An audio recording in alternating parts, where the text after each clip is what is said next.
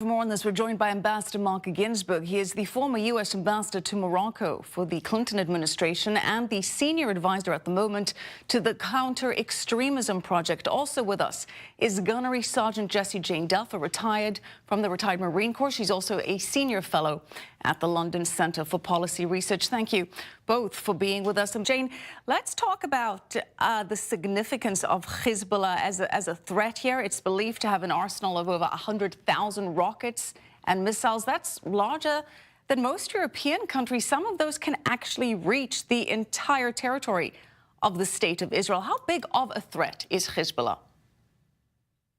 Well, this is a significant threat. This is Iranian-backed Hezbollah.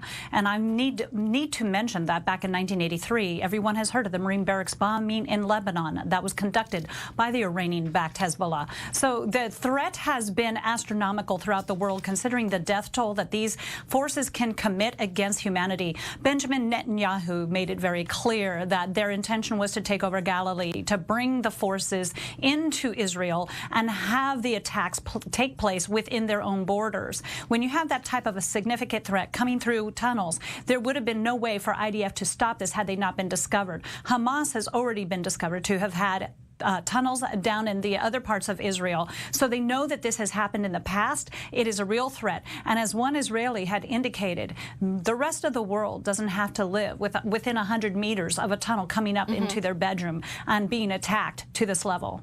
Yeah, absolutely. Jessie, there was an urgent meeting between the U.S. Secretary of State Mike Pompeo and Prime Minister Netanyahu in Brussels earlier this week discussing developments in the region.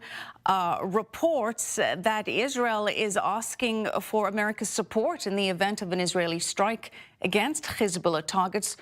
What could that support look like?